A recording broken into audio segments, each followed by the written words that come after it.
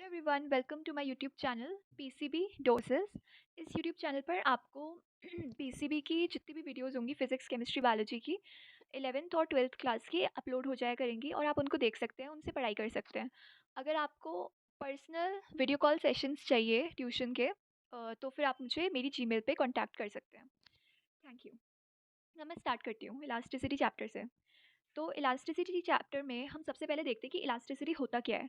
तो किसी भी बॉडी की इलास्टिसिटी एक ऐसी प्रॉपर्टी होती है जो उसे उसका ओरिजिनल शेप और साइज़ को रीगेन कराने में हेल्प करती है जब हम उस पर अप्लाई करा हुआ फोर्स को हटा देते हैं। अब आप सोचेंगे कि ये मैं क्या बोले जा रही हूँ उस समय से, ठीक है। तो मैं आपको ज़रा लिख के भी समझा देती हूँ कि देखो ऐसा होता है कि जैसे तुम कैसे जैसे कोई बॉडी है, जैसे रबर बैंड ही ले लो, ये सपोज ये एक रबर बैंड है, ठीक है। इस पे हमने कोई फ़ोर्स अप्लाई किया, ये हमारा एक्सटर्नल फ़ोर्स है जो हम अप्लाई कर रहे हैं इस रबर बैंड पे। अब हमारे फ़ोर्स अप्लाई करने की वजह से ये रबर बैंड थोड़ा-सा स्ट्रेच होगा, राइट? इस तरीके से ये रबर बैंड स्ट्रेच होगा। अब क्या हुआ कि हमने जब ये फ़ोर्स को रिमूव कर दिया, अब हमने क्या करा, फ़ोर्स को रिमूव कर दिया, ठीक है? एफ एक्सटर्नल इज़ रिमूव्ड, हमने रिमूव कर दिया। तो क्या होगा कि ये जो आपका रबर बैंड है ना, जो ये इतना स्ट्रेच हुआ था, ये अपना ओरिजिनल शेप गेन करेगा। क्योंकि आप सबने देखा होगा, आप पहले रबर बैंड को खींचते हो, फिर उसके बाद जब उसको छोड़ते हो तो वो वापस अपनी ओरिजिनल पोजीशन पे आ जाता है। तो इसी प्रॉपर्टी को हम कहते हैं इलास्टिसिटी, कि जो बॉडी है वो अपनी ओरिजिनल शेप को रीगेन कर दे रही है। और क्योंकि ये जो इसका डिफॉर्मेशन हुआ था वो आपका परमानेंट नहीं था, टेम्पररी डिफॉर्मेशन था, और फिर जैसे ही फोर्स हटाया तो वो वापस अपने ओरिजिनल पोजीशन पे आ गया। तो इसको हम कहते हैं इलास्टिक डिफॉर्मेशन, ठीक है। अब कुछ टर्म्स हैं यहाँ पे, जैसे कि पहला टर्म आता है आपका परफेक्टली इलास्टिक बॉडी। आप लोग इसका ना नोट्स बनाते रहिएगा, तब आपको ज़्यादा अच्छे से दिमाग में बैठ जाएंगी ये चीज़ें। तो परफेक्टली इलास्टिक बॉडी की हम जैसे बात करते हैं, तो परफेक्टली इलास्टिक बॉडी क्या होती है? A body is said to be perfectly elastic if it returns back to completely to its original size on removing the external force, ठीक है। तो ऐसी कोई बॉडी जो completely अपने ओरिजिनल शेप साइज को रिगेन कर ले रही है जैसे ही हम आपका एक्सटर्नल फोर्स को हटा रहे हैं, उस तरीके की बॉडी को कहते हैं परफेक्टली इलास्टिक बॉडी, ठीक है। ऐसे ही सेकंड टर्म आता है आपका प्लास्टिक बॉडी। प्लास्टिक बॉडी क्या होता है? प्लास्टिक बॉडी होता है बेसिकली, अगर कोई बॉडी अपने डिफॉर्म्ड शेप में ही रहती है even after the external forces removed, तो ऐसी बॉडी को हम कहते हैं प्लास्टिक बॉडी और परफेक्टली इनलास्टिक बॉडी, ठीक है। मतलब हमने उस बॉडी पे कुछ फोर्स लगाया एफ एक्सटर्नल, उस बॉडी का शेप जो था अब वो थोड़ा चेंज हो चुका है। अब हमने जब एफ एक्सटर्नल को रिमूव कर दिया है, तो तब भी वो एफ एक्सटर्न जो बॉडी थी, तब भी वो बॉडी अपने इसी शेप में रहेगी, इस वाले आई एम सो सॉरी, तब भी वो बॉडी तो तब भी वो बॉडी अपने इसी शेप में रहेगी, अपने ओरिजिनल शेप पे वापस नहीं जाएगी, ठीक है। ये चीज़ हम बात कर रहे थे। अब हम आते हैं इलास्टिक लिमिट पे। तो इलास्टिक लिमिट आप लोग डेफिनेशन लिख लीजिए। मैं इसकी डेफिनेशन बोलती हूँ कि elastic limit is the upper limit of deforming force up to which if deforming force is removed the body regains its original form completely, and beyond which if deforming force is increased the body loses its property of elasticity and gets permanently deformed, ठीक है। तो देखिए, मैं इस definition को ज़रा समझा दूँ ताकि आप लोगों को ईजी रहे, ठीक है। तो इलास्टिक लिमिट होता क्या है? इलास्टिक लिमिट होता है एक बॉडी की ऐसी अपर लिमिट, ठीक है। इलास्टिक लिमिट जो है एक अपर लिमिट है डिफॉर्मिंग फोर्स की, कि अगर हम उतना फोर्स लगाएं, ठीक है, इलास्टिक लिमिट जितना फोर्स लगाएंगे अगर हम, तो हमारी बॉडी जो है वो अपना ओरिजिनल शेप को रीगेन कर लेगी, ओरिजिनल शेप को रीगेन कर लेगी इस एक्सटर्नल फोर्स के हटने के बाद।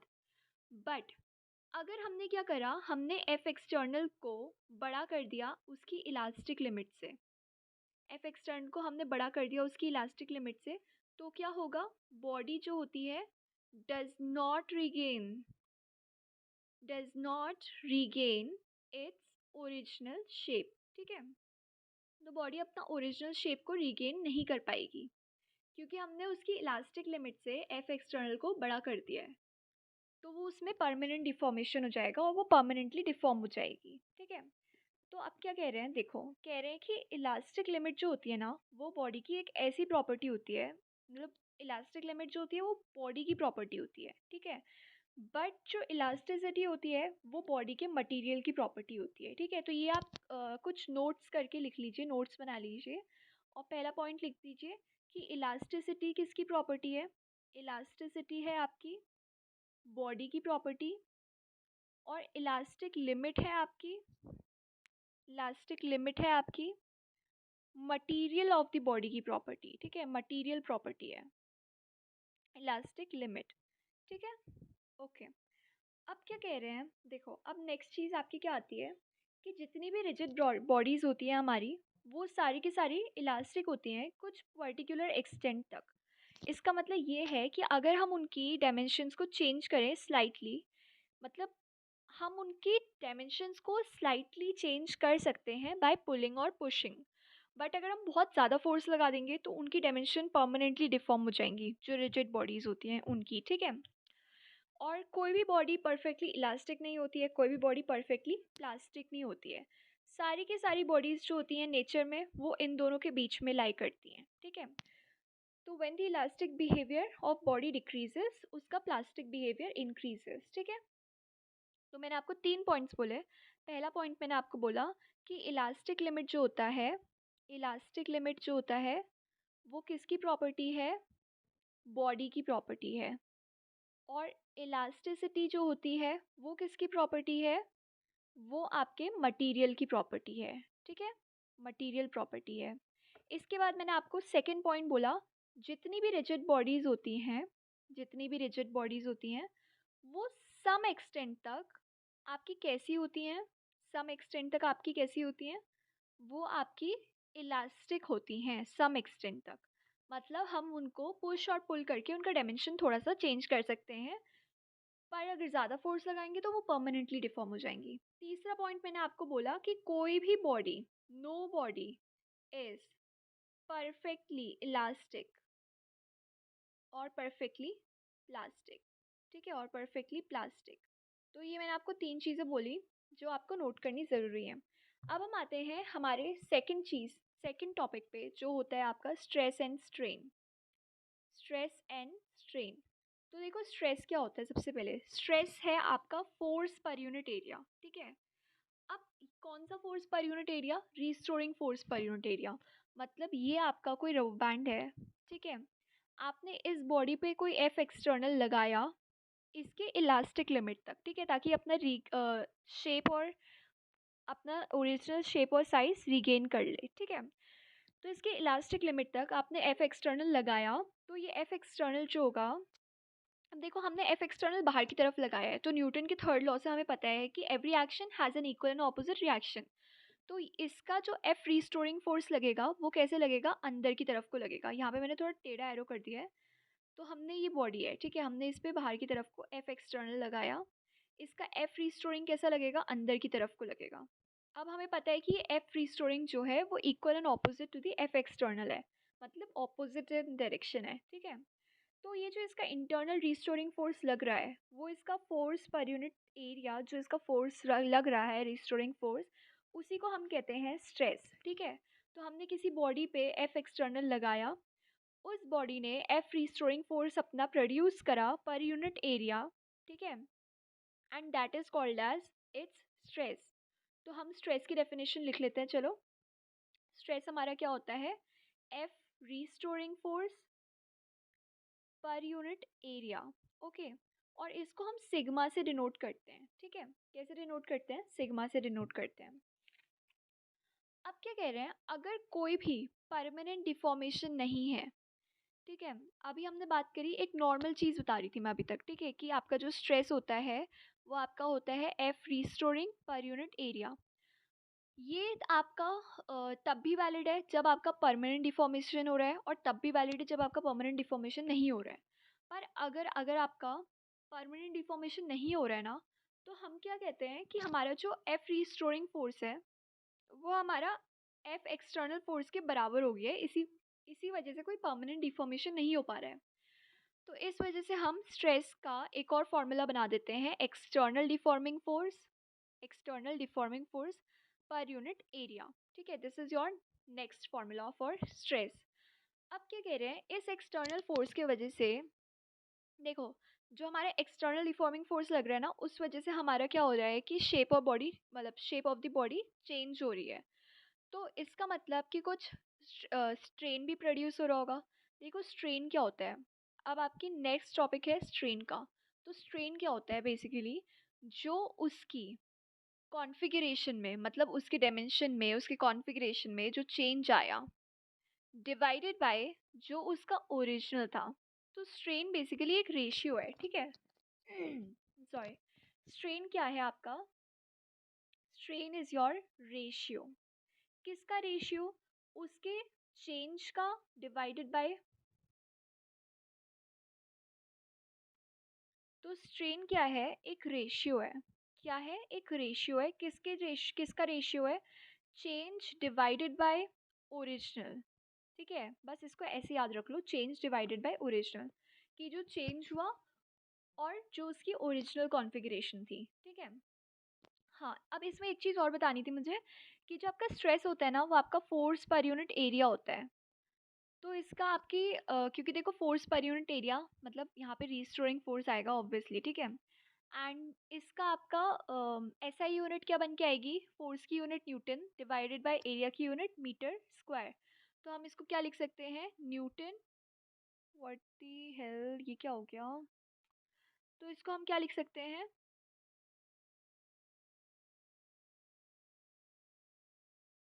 इसको हम क्या लिख सकते हैं, न्यूटन मीटर -2, या फिर पास्कल और पास्कल, क्योंकि ये आपका प्रेशर ही बन रहा है ना, restoring force per unit area, this is your pressure right, तो इसलिए पास्कल की यूनिट लगा दी।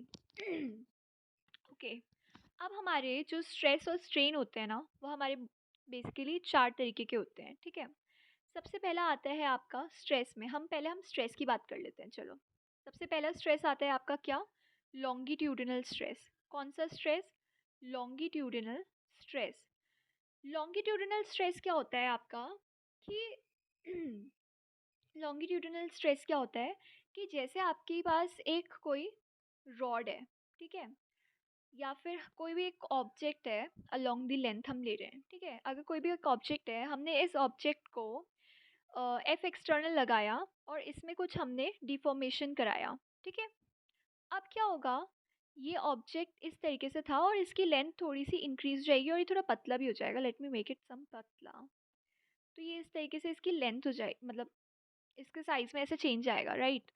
इसकी लेंथ इंक्रीज होगी, डायमीटर इसका डिक्रीज होगा, है ना। तो ये इस तरीके से देख लो, अब ये इसका क्या हो गया, change, this is what change. और ये क्या था इसका, ओरिजिनल, ठीक है। तो अब अगर हम बात करेंगे यहाँ पे, देखो अब हमने क्या करा था, एक फोर्स लगाया था लॉन्गिट्यूडिनली, मतलब अलोंग द लेंथ हम फोर्स लगा रहे हैं, तो हमने लॉन्गिट्यूडिनल फोर्स लगाया था अलोंग द लेंथ। अब उस वजह से इसमें कुछ डिफॉर्मेशन हुआ, तो यहाँ पे जो restoring force per unit area produce होगा, that is called as that is called as longitudinal stress, ठीक है। अब यहाँ पे आप एक चीज़ देखो ध्यान से, कि हमने क्या करा है कि फोर्स को हमने बाहर की तरफ को लगाया है, मतलब हम इसको खींच रहे हैं, बाहर को एक्सटेंड करा रहे हैं। तो इस वजह से हम इसका नाम देते हैं टेंसाइल स्ट्रेस, ठीक है। टेंसाइल स्ट्रेस, क्या नाम देते हैं, टेंसाइल स्ट्रेस। और अगर हम इसको क्या कर रहे हैं, अगर हम इसको कंप्रेस करा रहे हैं, ठीक है, जैसे कि मैंने तुम्हें बताया, जैसे कि ये है, सपोज ये आपके पास कोई ऑब्जेक्ट था, इस ऑब्जेक्ट को हमने क्या करा कि कंप्रेस करा दिया, ठीक है। तो हमने यहाँ पे क्या करा, इस पे कुछ फोर्स लगाया एफ एक्सटर्नल, और अब इसका जो साइज़ है वो किस तरीके से हो चुका है, इसका साइज़ अब इतना हो चुका है। तो ये जो है, ये इसका क्या है, चेंज इन लेंथ हो गया, राइट। और ये जो चेंज इन लेंथ है, यही इसका चेंज है, और डिफॉर्मिंग फोर्स लगने के वजह से इसमें कुछ कंप्रेशन हुआ है। तो कंप्रेशन हो रहा है यहाँ पे, इस वजह से हम इसको नाम दे देते हैं कंप्रेसिव स्ट्रेस। क्या नाम दे देते हैं, कंप्रेसिव स्ट्रेस। पहले में एक्सटेंशन हो रहा था तो हमने नाम दे दिया टेंसिल स्ट्रेस, अब कंप्रेशन हो रहा है तो हम कह रहे हैं कंप्रेसिव स्ट्रेस। तो हम पे जो पहला तरीके का स्ट्रेस आता है, दैट इज़ लॉन्गिट्यूडिनल स्ट्रेस, जो अलोंग द लेंथ लग रहा है। कैसे लग रहा है, अलोंग द लेंथ लग रहा है। वो दो तरीके का होता है, एक हो गया आपका टेंसाइल, जो आपको पुल करेगा, बाहर को खींचेगा। एक हो गया आपका कंप्रेसिव, जो आपका कंप्रेस कर रहा है, ठीक है। This is all about longitudinal stress. अब हम बात करते हैं लॉन्गिट्यूडिनल लॉन्गिट्यूडिनल स्ट्रेन की। ठीक है, तो लॉन्गिट्यूडिनल स्ट्रेन में क्या हो रहा है आपका, लॉन्गिट्यूडिनल स्ट्रेन में हम क्या कर रहे हैं, हम ना खींच रहे थे, यहाँ पे ऑब्जेक्ट था, अब हम इसको खींच रहे थे एफ एक्सटर्नल लगा के। तो यहाँ पे क्या हुआ कि आपका लॉन्गिट्यूडिनल स्ट्रेन जो प्रोड्यूस हो रहा है, मतलब इसमें कुछ चेंज आ रहा है ना, हमने खींचा इसको, हमने इसमें कुछ चेंज लेके आ गए, ये इसमें चेंज हुआ और ये इसकी ओरिजिनल थी। तो हमने क्या करा लॉन्गिट्यूडिनल स्ट्रेन के लिए, हम मैंने आपको बताया था कि स्ट्रेन क्या होता है, स्ट्रेन होता है आपका change in configuration divided by original configuration, ratio होता है ना कि चेंज कितना आया और डिवाइडेड बाय ओरिजिनल कितना था। तो वही हम यहाँ पे भी करेंगे। तो हमारे लॉन्गिट्यूडिनल स्ट्रेन क्या आ जाएगा, change in length divided by original length. Okay, thank you. यहाँ पे आपका मैं आपका पहला टॉपिक, पहला लेक्चर ख़त्म कर रही हूँ यहाँ पे, जो आपका ऑल अबाउट स्ट्रेस और स्ट्रेन का एक शॉर्ट डिस्क्रिप्शन था। और हमने अभी इसमें कवर किया लॉन्गिट्यूडिनल स्ट्रेस और स्ट्रेन। आगे की चीज़ें हम अगले लेक्चर में कवर करेंगे, वॉल्यूमेट्रिक स्ट्रेस, स्ट्रेन और शेयरिंग स्ट्रेस और स्ट्रेन क्या होता है वगैरह वगैरह। तो आप प्लीज़ मेरे चैनल को सब्सक्राइब कीजिए ऐसी वीडियोस को और देखने के लिए, पढ़ाई करते रहिए और all the best for your exams and your class, ठीक है। और हाँ, सब्सक्राइब ज़रूर कर देना यार, देखो बहुत मेहनत लगती है वीडियोस बनाने में। और अगर आप लोगों को पर्सनल ऑनलाइन ट्यूशन चाहिए फिज़िक्स केमिस्ट्री बायोलॉजी का क्लास 11th और 12th के लिए, तो आप मुझे मेरी जीमेल आईडी पर कांटेक्ट कर सकते हैं। मैंने अपनी जीमेल आईडी अपने चैनल के डिस्क्रिप्शन पे डाल रखी है। तो प्लीज़ अगर आप लोगों को ट्यूशन चाहिए तो आप लोग कांटेक्ट करिए बिल्कुल। और मैं आप लोगों को बहुत अच्छे से पढ़ाऊँगी, आपके सारे डाउट्स क्लियर कराऊँगी। और प्लस आपका ऑनलाइन ट्यूशन जो होगा आपका, उसमें आपको एक तो गूगल मीट में आपकी क्लासेस होंगी वीक में 6 डेज़, एंड 7th डे आपका टेस्ट रहेगा। एंड डेली का डेली तीनों के तीनों सब्जेक्ट पढ़ाए जाएंगे। और आपको प्रैक्टिस